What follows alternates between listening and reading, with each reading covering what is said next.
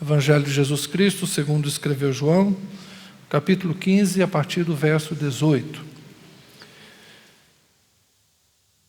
Eu vou retomar parte do assunto que falamos semana passada.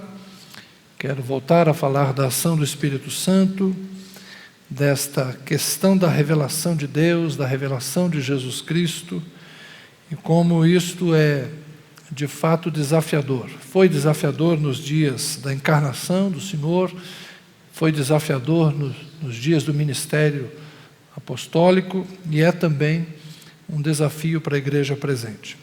Evangelho de João, capítulo 15, a partir do verso 18. Se o mundo odeia vocês, saibam que antes de odiar vocês, odiou a mim. Se vocês fossem do mundo, o mundo amaria o que é seu. Mas vocês não são do mundo. Pelo contrário, eu dele os escolhi. E por isso o mundo odeia vocês. O servo, lembre-se da palavra que eu disse a vocês. O servo não é maior do que seu senhor. Se perseguiram a mim, também perseguirão vocês. Se guardaram a minha palavra, também guardarão a de vocês. Tudo isso, porém, farão com vocês por causa do meu nome, porque não conhecem aquele que me enviou. Se eu não tivesse vindo e lhes falado, eles não teriam nenhum pecado. Mas agora não tem desculpa do seu pecado. Quem odeia a mim, odeia também o meu Pai. Se eu não tivesse feito entre eles as obras que nenhum outro fez, eles não teriam nenhum pecado. Mas agora não somente viram, como também odiaram tanto a mim como o meu Pai. Aqui odiar tem mais a ver com rejeitar. Eu sei que ódio para nós é uma palavra muito forte, não é? Ódio para nós é algo de muita maldade. Mas aqui o sentido de odiar basicamente é rejeitar. Tudo bem? Isso, porém, verso 25, é para que se cumpra a palavra escrita na lei deles. Observe, na lei deles. Odiaram-me sem motivo. Uma citação do Salmo 35. Quando, porém, vier o Consolador, que eu enviarei a vocês da parte do Pai, o Espírito da verdade, que dele procede, esse dará testemunho de mim. E vocês também testemunharão, porque estão comigo desde o princípio. Falo estas coisas para que vocês não se escandalizem. Eles expulsarão vocês das sinagogas, e até chegará a hora em que todo aquele que os matar pensará que com isso está prestando culto a Deus. Isto farão porque não conhecem o Pai nem a mim. Mas estou falando estas coisas para que, quando chegar a hora, vocês se lembrem de que eu já tinha dito isto para vocês. Eu não lhes falei isso desde o princípio, porque eu estava com vocês. Mas agora vou para junto daquele que me enviou, e nenhum de vocês me pergunta: para onde o Senhor vai? Pelo contrário, porque eu lhes disse essas coisas, a tristeza encheu o coração de vocês. Mas eu lhes digo a verdade: é melhor para vocês que eu vá, porque se eu não for, o Consolador não virá para vocês. Mas se eu for, eu o enviarei a vocês. Quando ele vier, convencerá o mundo do pecado, da justiça e do juízo. Do pecado, porque eles não creem em mim. Da justiça, porque vou para o Pai e vocês não me verão. Do juízo, porque o príncipe deste mundo já está julgado. Tenho ainda muito para lhes dizer, mas vocês não o podem suportar agora. Porém, quando vier o Espírito da verdade, ele os guiará em toda a verdade. Ele não falará por si mesmo, mas dirá tudo o que ouvir e anunciará a vocês as coisas que estão para acontecer. Ele me glorificará, porque vai receber do que é meu e anunciará isso a vocês. Tudo o que o Pai tem é meu. Por isso eu disse que o Espírito vai receber do que é meu e anunciar isso a vocês. Amém. Obrigado, Senhor. Lemos um longo texto e precisamos da Tua graça para que ele faça efeito em nosso coração, para que nós entendamos, compreendamos o que Jesus quis dizer aos seus discípulos naquele dia e o que o Senhor quer dizer para nós hoje.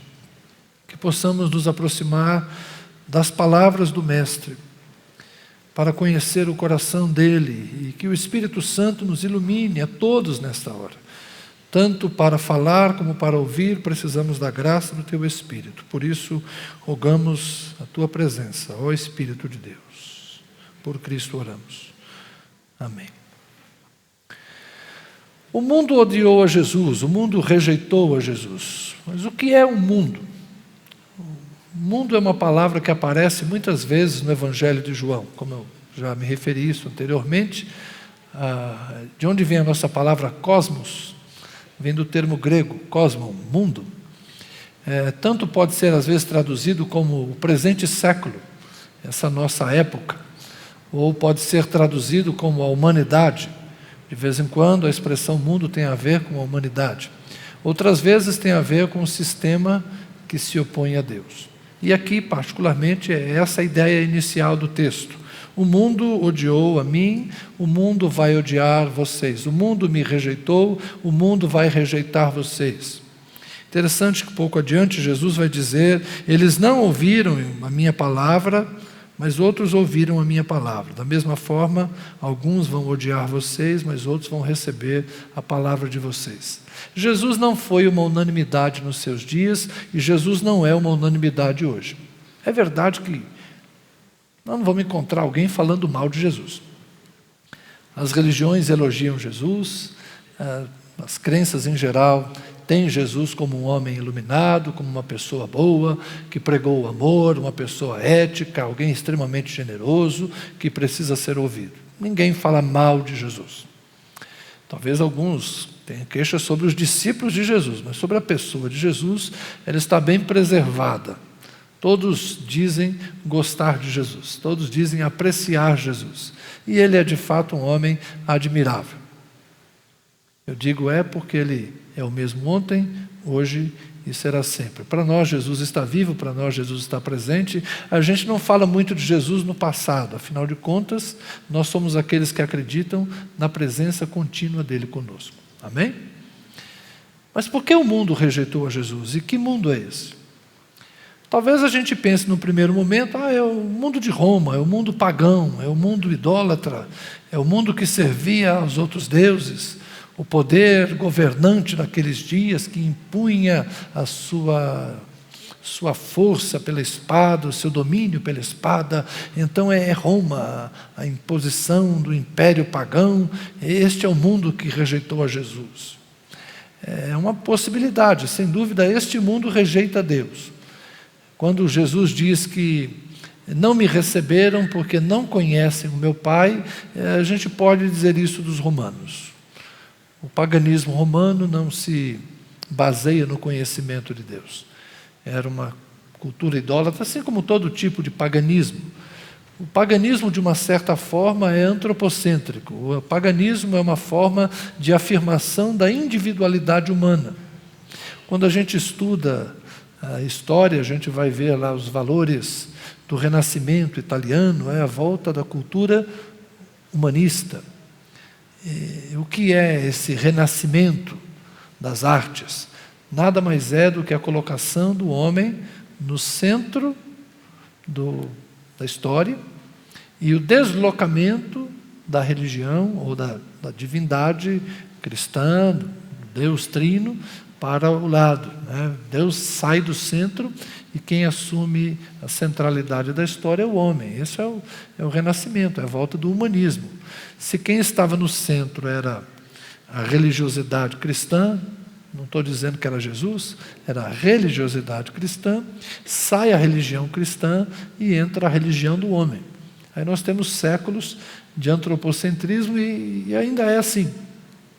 De certa forma, este mundo em que o homem é o centro, em que o homem é a medida de todas as coisas, em que a razão explica as coisas, em que é o homem quem determina seu destino, esse é um mundo em que Deus não é aquele que governa. Se o homem governa, não é Deus que governa. Quem está no governo? Então, Roma, de certa forma, representa um mundo que não conhece a Deus. Mas Jesus não está falando só de Roma. Porque, afinal de contas, Jesus está falando daqueles que o estão perseguindo. Jesus está falando do sistema religioso de Jerusalém. O sistema religioso de Jerusalém é que o rejeitou. Jesus fala aqui da lei deles. Então, ele não está falando de romanos, ele está falando de judeus. Está falando do seu povo. Ele veio para os seus, mas os seus não o receberam.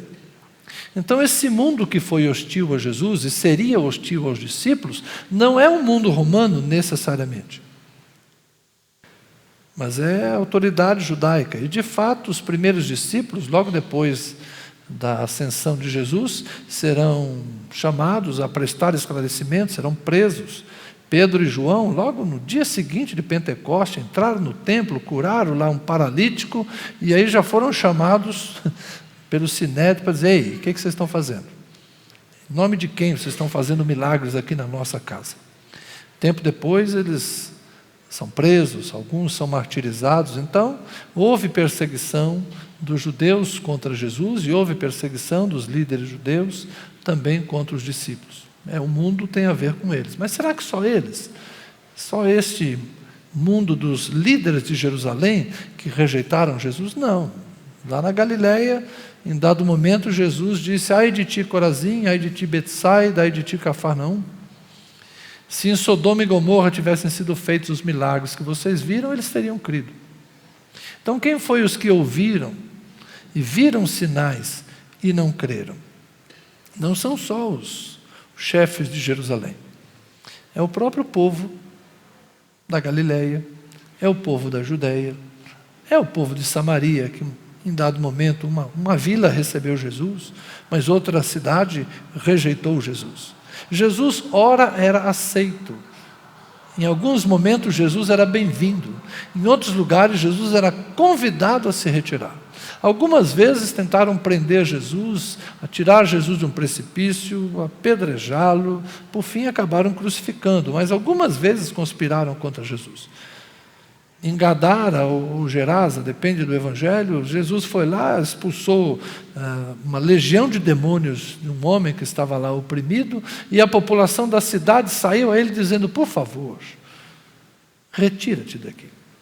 Jesus foi mandado embora, depois de fazer o quê? Um milagre. Então Jesus conviveu com aceitação e rejeição. E o que ele estava dizendo para os discípulos? Preparem-se. Não disse isso no começo, para que vocês não ficassem preocupados, mas eu quero dizer uma coisa para vocês. Vocês vão ser aceitos e vocês vão ser rejeitados. Me perseguiram, perseguirão vocês. Alguns me ouviram, alguns ouvirão vocês. Daí a gente tem outras ilustrações possíveis. A parábola do semeador. A semente é lançada, e o que é a semente? É o evangelho que é pregado. Tem gente que vai ouvir de bom grado, vai receber e vai multiplicar, ou seja, ele não só vai crer, mas vai levar outros também à mesma fé. Em compensação, outros vão ouvir e a semente vai se perder, o diabo vai roubar a palavra, ela nem vai germinar. Outros serão sufocados pelas preocupações desse mundo, o interesse das riquezas, ou seja, não serão capazes de renunciar a algumas coisas para ter a Jesus. E como disse Jesus, quem não for capaz de deixar certas coisas por mim, não é digno de mim. Então Jesus estava preparando os seus discípulos para aquelas pessoas que ouviriam, mas que não permaneceriam, porque afinal de contas não encontrariam no Evangelho aquilo que elas de fato estavam buscando: os prazeres desse mundo e as riquezas dessa terra. Outros, por sua vez, não suportariam tribulações. E na parábola do semeador, são as sementes que caem no solo rochoso. A planta até germina, cresce, mas as raízes são de pouca profundidade. Quando vêm as preocupações, as tribulações, as provações, a planta morre, a semente se perde. Ou seja, a pessoa não permanece. Então Jesus estava preparando os discípulos para diferentes situações. Como eu, vocês vão anunciar. Vocês são testemunhas de todas estas coisas que eu tenho feito, e vocês vão dar testemunho de mim. Interessante que Jesus disse: eu vim dar testemunho do meu Pai. E vocês foram testemunhas de tudo que eu falei, de tudo que eu fiz. Vocês também testemunharão, porque estão comigo desde o princípio. Ou seja, aquilo que vocês viram é aquilo que vocês vão anunciar. Aquilo que vocês receberam é o que vocês vão proclamar. Mas não pensem que todo mundo vai crer. Não pensem que todo mundo vai aceitar a fé que nós estamos proclamando e de bom grado vai receber essa mensagem e vai trazer outros. Não, tem gente que vai ficar pelo caminho. Muitos vão ficar pelo caminho. Então essa hostilidade ao Evangelho, essa resistência ao Evangelho, faz parte da história. Pensar em Jesus como uma unanimidade foi um otimismo durante alguns séculos. Houve uma época em que a igreja acreditou que a pregação do Evangelho, que a proclamação do Evangelho seria tão eficaz por meio da igreja que o reino se implantaria por meio da igreja. Já se acreditou que a influência do cristianismo romperia todas as barreiras culturais e históricas e a igreja conquistaria o mundo para Deus. Já se pensou que primeiro a igreja disseminaria o Evangelho. E então Jesus viria somente para tomar posse do reino que a igreja conquistou. Já se pensou assim, com muito otimismo acerca da igreja. Mas depois, ao longo dos séculos, as pessoas foram percebendo que não é bem assim. À medida que a igreja vai se espalhando e ela vai estendendo as suas influências e ela vai se aproximando do poder temporal e ela vai conseguindo conquistar coisas ao mesmo tempo que ela se expande numericamente, geograficamente, politicamente, economicamente, ela se perde na essência espiritual. Parece que quando ela fica muito grande e muito poderosa, ao invés dela ser uma luz que ilumina a todos, ela perde o seu brilho. Parece que quando ela se torna o poder dominante, ao invés dela salgar e preservar os valores do reino de Deus, ela perde o sabor. E para nada mais presta senão para ser pisada. E é por isso que de quando em quando na história você tem os movimentos de Deus purificando a igreja, transformando a igreja. Uma expressão do século XVI, reformando a igreja. Por que a igreja de quando em quando precisa voltar aos seus primórdios e recuperar a sua essência? Porque de vez em quando a igreja, para ganhar o mundo, se torna muito próxima dele. E eu não digo isso como a gente ouvia quando eu era menino. Isso tem a ver com jogar futebol, tem a ver com ir ao cinema, tem a ver com assistir novela na televisão, ou então com a roupa que a gente usa. Não. Estas coisas são coisas menores e são exteriores. Isso, honestamente, nem é mundanizar-se. A igreja se mundaniza quando ela pensa como o mundo. A igreja se mundaniza quando os valores do mundo são os valores que a dirigem. A igreja se mundaniza quando ela deixa de conhecer a Deus, quando ela deixa de conhecer Jesus, e ela vai perdendo a essência do seu relacionamento com Deus. Quando a igreja esfria, quando a igreja se entorpece, quando a igreja se ilude, não é interessante que quem deveria ter reconhecido Jesus naqueles dias? Os romanos? Não. Eles eram pagãos. Jerusalém deveria ter reconhecido Jesus. Eles tinham a lei, eles tinham os profetas. Mas por que não o reconheceram? Porque eles tinham poder, porque eles tinham religião, porque eles tinham outras coisas que ocupavam o lugar de Deus. Por estranho que pareça, o templo era um ídolo, a lei era um ídolo. Moisés era um ídolo. Abraão, ou a descendência de Abraão, era um tipo de idolatria. Eles confiavam em coisas que não deveriam confiar.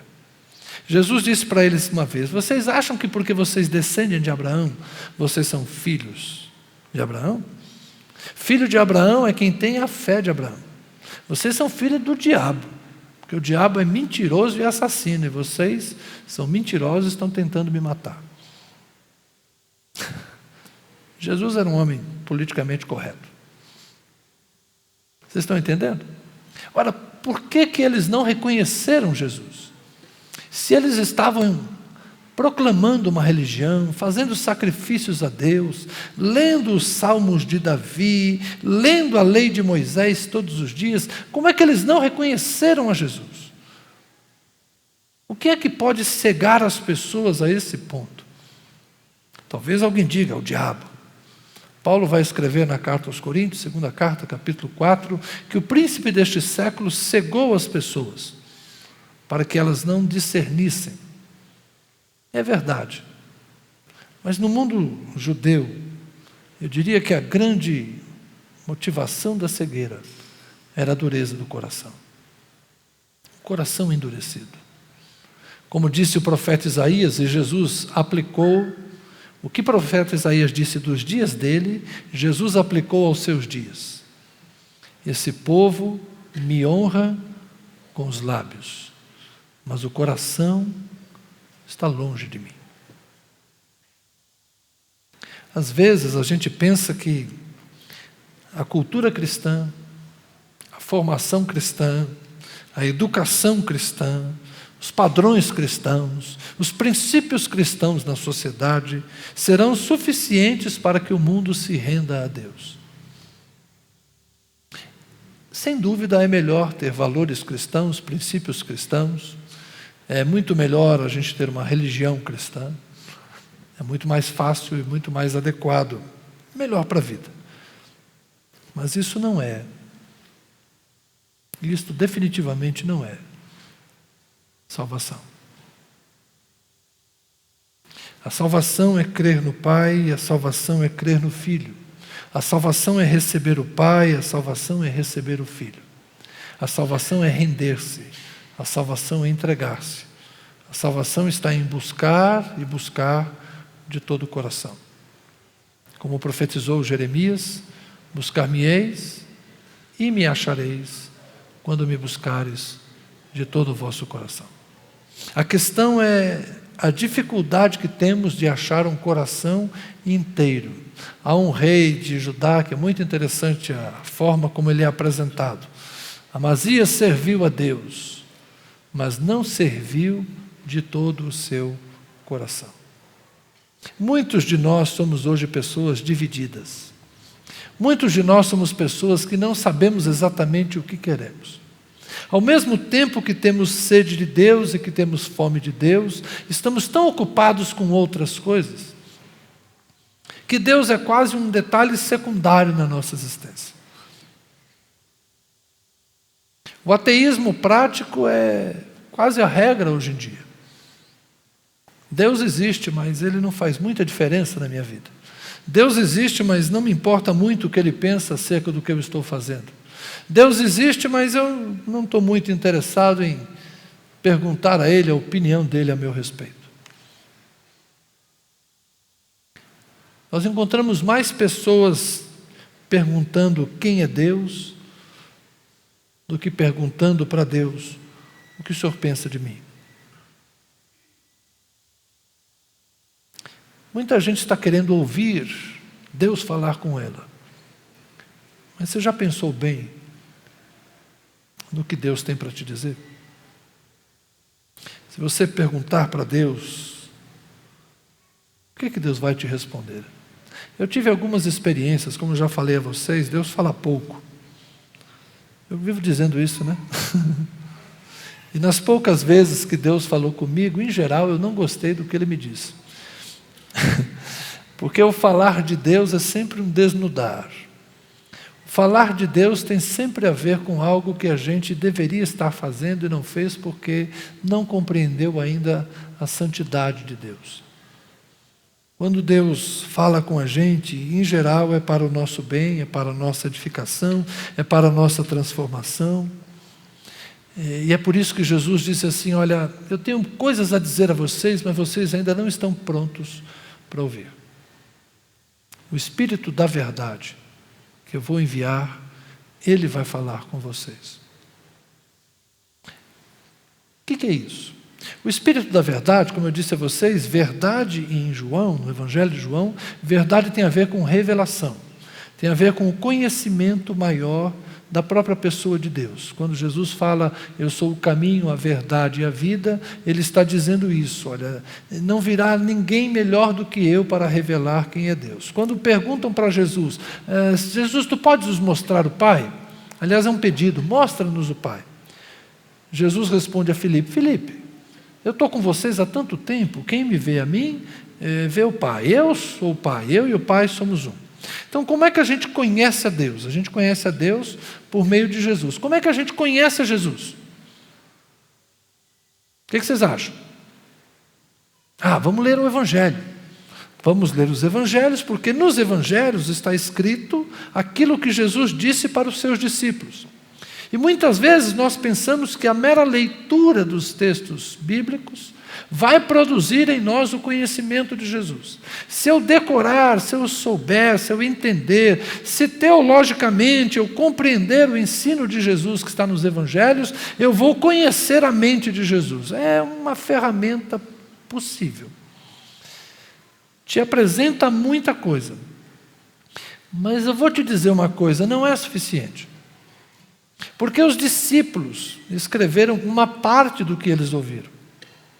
E eles que ouviram, ainda precisaram de um plus, de um algo mais, algo que estava faltando. Eles conviveram 3 anos e meio aproximadamente com Jesus. Viram os milagres, os sinais, conviveram, foram ensinados, foram advertidos. Eles tiveram uma convivência pessoal e direta com Jesus. E ao final Jesus diz, eu vou enviar o Consolador. Vocês precisam receber o Espírito da verdade, porque é o Espírito da verdade que vai ensinar vocês e ele vai dar testemunho de mim. Porque tudo que eu tenho veio do meu Pai, eu e o meu Pai temos as coisas em comum, e o que o Espírito vai dar a vocês é exatamente aquilo que ele receber de mim. Ou seja, a única forma de nós de fato conhecermos a Jesus é termos em nós o Espírito de Deus, que tem hora que é chamado de Espírito Santo, que tem hora que é chamado do Espírito de Cristo.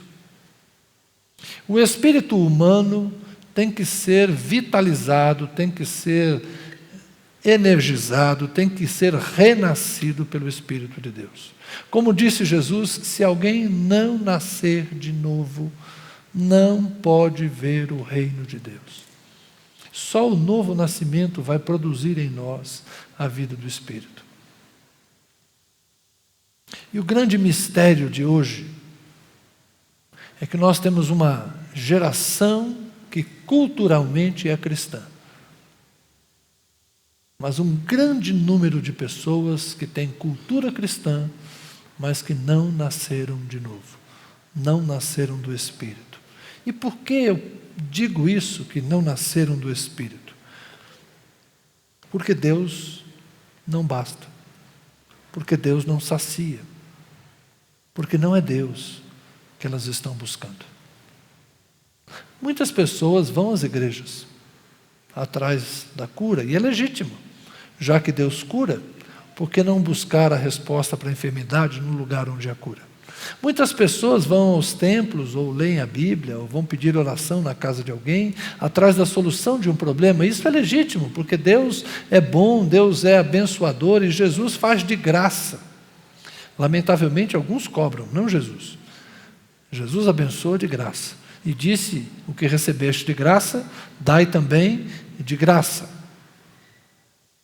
É legítimo que as pessoas procurem a Deus, procurem a Jesus para a solução dos seus problemas, para resolver suas crises conjugais, para entender como lidar com seus filhos, para resolver o problema de um dependente químico na família, para viver um pouco mais, receber uma oportunidade de redirecionar sua vida. Sim, tudo isso é legítimo, mas será que as pessoas estão buscando a Deus? Por Deus. Como dizia o salmista, minha alma tem sede de Deus. A minha alma suspira e desfalece porque eu quero estar na presença de Deus. O que você diria se alguém dissesse a você, eu gostaria de me casar com você. Oh, que bom! Por que você quer se casar comigo? Não, é porque eu não tenho casa própria e você tem. Eu não tenho emprego e você tem. Eu não tenho carro e você tem. E se eu me casar com você, vai ser bom, porque eu vou morar na sua casa, dirigir o seu carro e viver do seu dinheiro. O que você acha de uma proposta como essa? Você ficaria muito feliz dizendo, uau, alguém que me quer. Que bom, ele me ama, ele. Vocês acham que essa seria uma proposta convincente? E por que com Deus a gente pode fazer isso? Deus, eu quero que o Senhor me cure.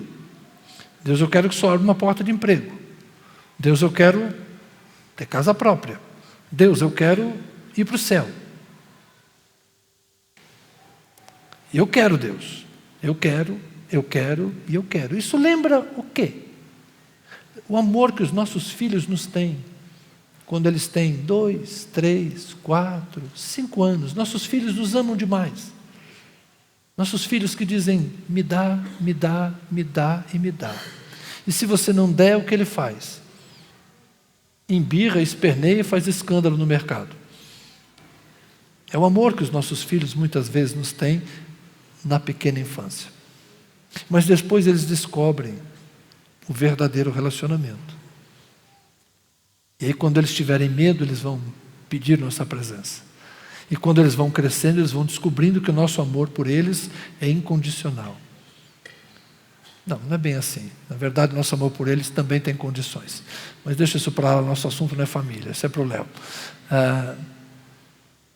E à medida que eles vão crescendo, eles vão nos amando também como nós somos. O nosso relacionamento com Deus tem que passar dessa infância espiritual. O nosso relacionamento com Deus tem que passar dessa fase do me dá, me dá. Nós não podemos ser como crianças de colo que só querem o seio da mãe para se alimentar. Nós precisamos amar a Deus por Deus. Por isso que Jesus disse aos discípulos, vocês me conhecem. E vocês conhecem o meu Pai. E o Espírito Santo será dado a vocês. A única forma de realmente recebermos o Espírito Santo não é ficarmos de joelhos por hora dizendo glória, glória, glória. Nós receberemos o dom do Espírito quando amarmos a Deus. Porque o mandamento é esse. Amar a Deus de todo o coração e com toda a nossa força. Mas lemos um texto que eu já expliquei 2 vezes aqui, e não custa explicar porque durante 100 anos nós ouvimos outra coisa.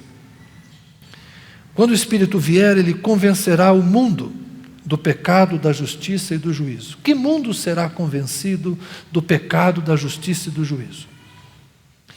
Esses dias eu estava passando na rua e estava ouvindo 2 homens conversando e alguém estava dizendo para o outro assim, olha, isso aí é obra do Espírito Santo, é só o Espírito Santo que vai convencer. Quase que eu falei, posso te explicar esse versículo? Mas eu desisti, não sei quem era e deixei para lá. Nós temos de fato impregnado em nós o pensamento que quem nos convence é o Espírito Santo. Nós temos de nós impregnado que a obra do Espírito Santo hoje é ficar mudando a opinião das pessoas acerca de Deus e acerca de Jesus. E eu tenho me debruçado sobre esse texto e ousado pensar diferente. O mundo que foi hostil a Jesus é o mundo de Jerusalém, é o mundo dos galileus que viram os sinais, que ouviram a mensagem, mas que não creram.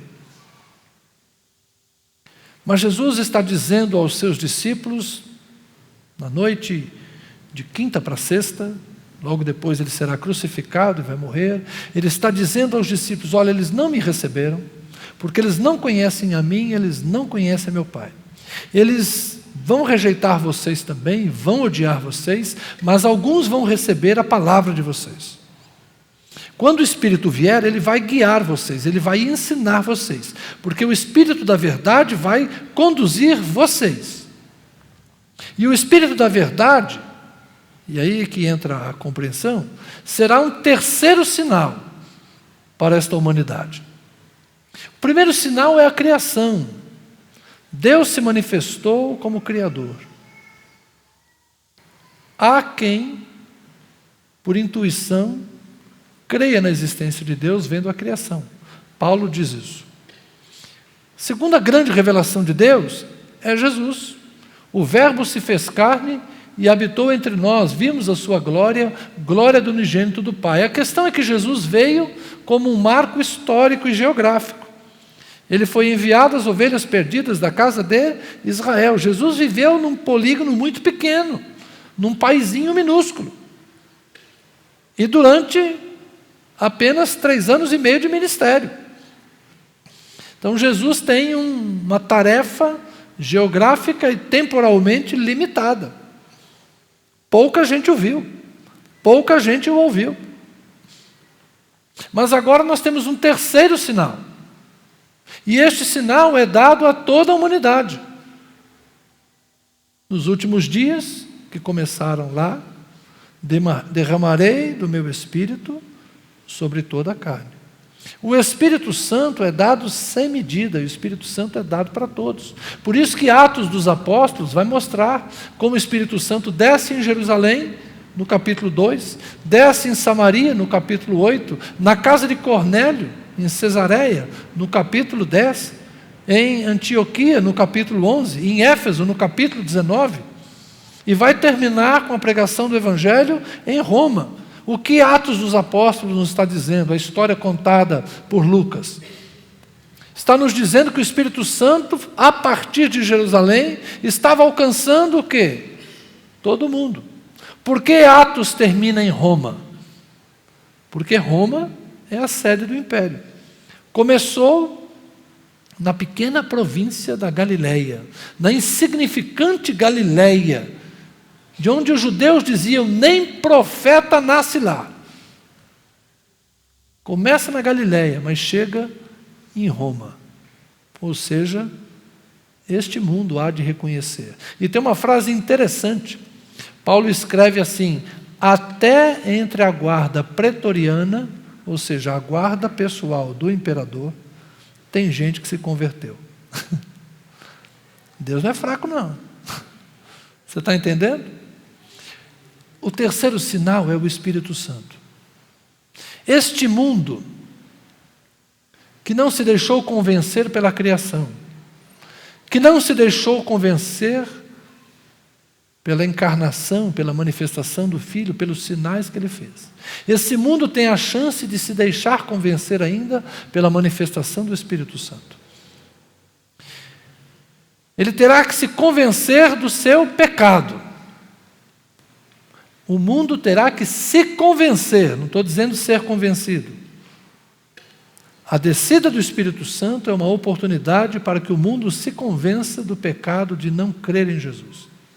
Porque quando o Espírito Santo desceu em Pentecoste, os judeus de Jerusalém, os galileus que estavam na cidade, os estrangeiros que estavam na cidade, gente de 13 nações são listadas lá, eles creem, confessam, e o que Pedro fala para eles?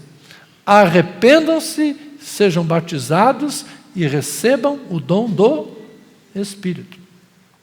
Então não é o Espírito Santo que vai fazer eu mudar de ideia. Eu preciso mudar de ideia para receber o Espírito Santo.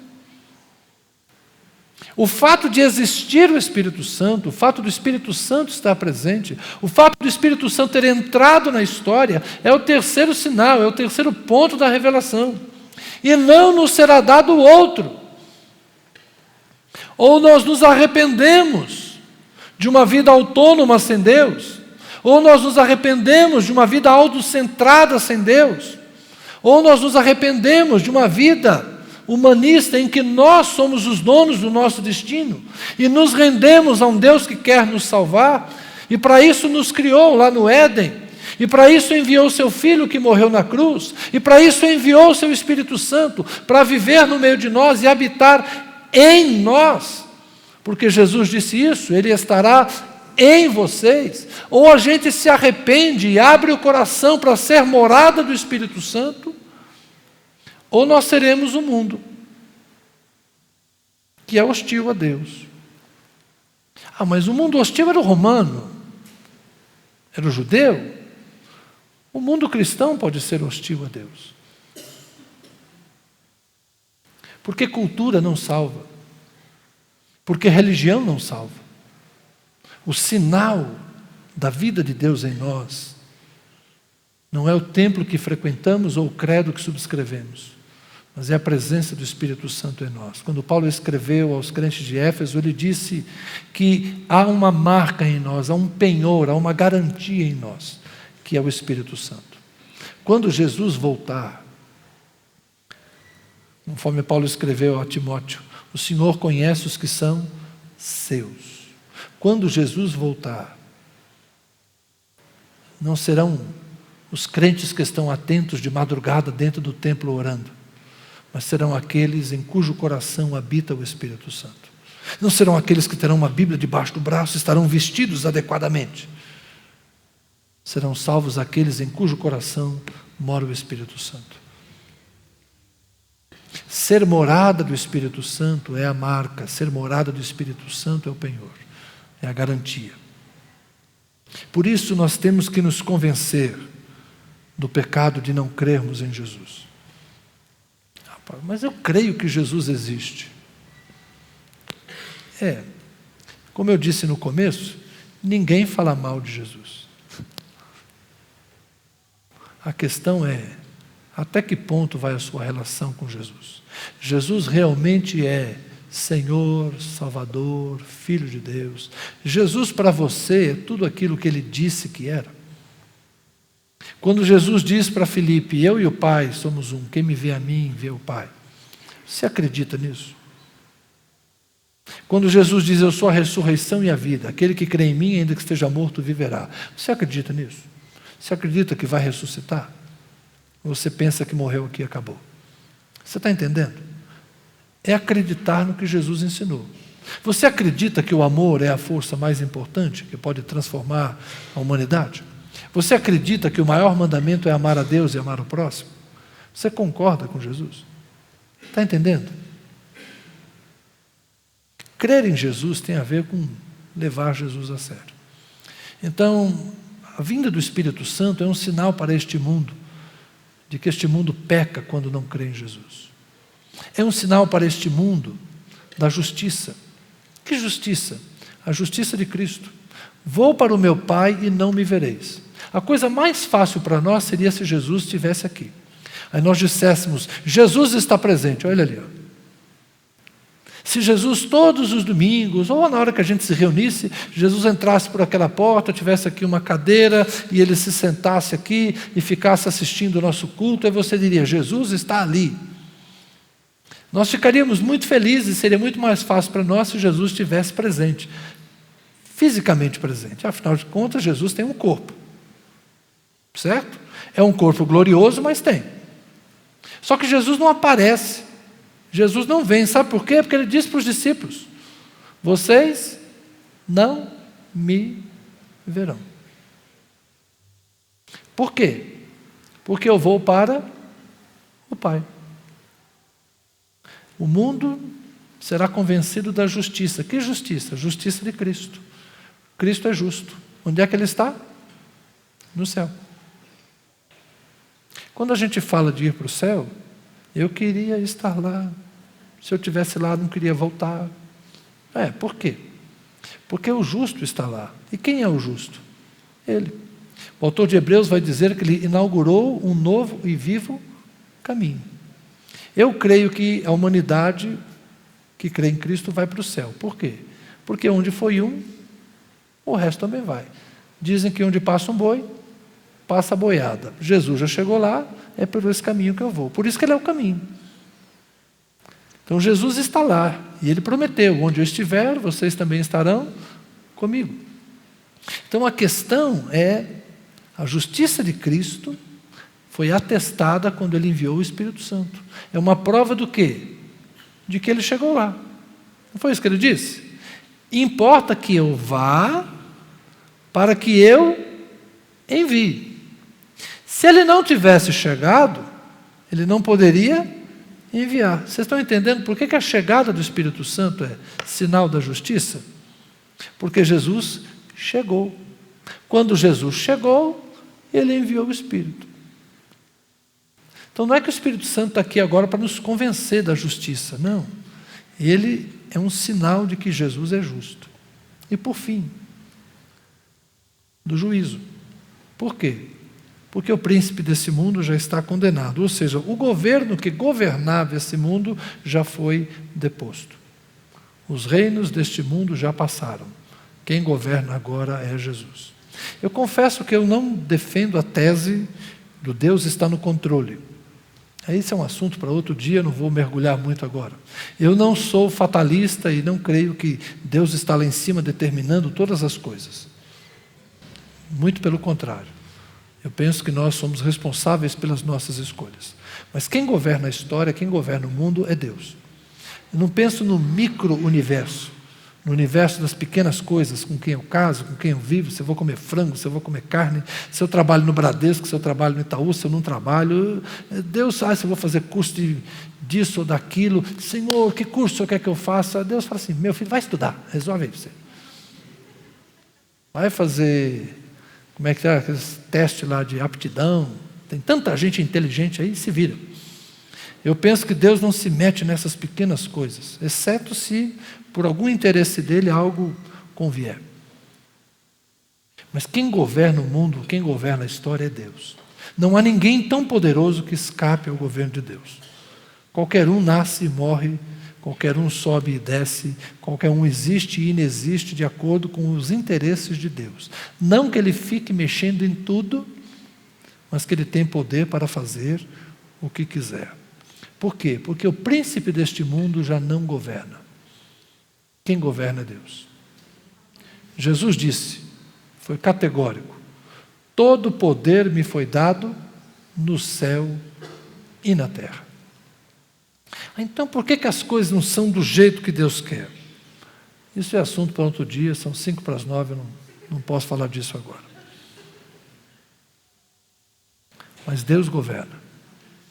E o Espírito Santo nesse mundo é prova de que Deus governa. E de que o príncipe desse mundo está condenado.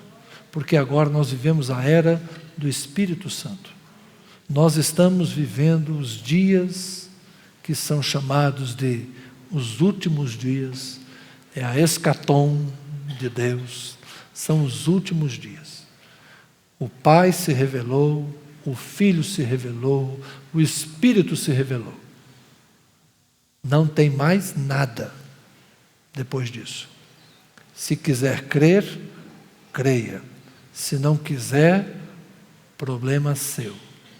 Não haverá outro Deus. Não haverá outro Cristo. Não haverá outro Espírito. Portanto, arrependa-se, converta-se e busque o Senhor. Se você buscar, vai achar. Mas para que você busque, precisa se esvaziar de si mesmo. O grande segredo para encontrar Deus é esvaziar-se de si mesmo. Os discípulos aprenderam isso. Enquanto eles eram muito cheios de si, eles foram de pouca serventia. Mas quando eles foram cheios do Espírito, se tornaram os homens que transtornaram o mundo. Menos de nós, mais de Deus. Vamos orar? Os músicos podem vir, por favor? Senhor, é um desafio pensar as Escrituras e pensar a nossa vida, sendo que o Espírito Santo é como o vento. Não sabemos de onde vem, não sabemos para onde vai. E esse mover do Espírito é tão surpreendente, que há pessoas que o confundem com emoção, há pessoas que confundem o mover do Espírito com convencimento racional, há pessoas que confundem o mover do Espírito com euforia, com alegria, com coisas estranhas, com barulho. Há quem confunda a manifestação do Espírito com riso. Há tantas coisas, Senhor. Mas eu gostaria de pedir ao Senhor que nos ajudasse a entender O Espírito Santo é Deus. E Deus se manifesta em amor, se manifesta em justiça, se manifesta em verdade. Deus se manifesta na paz.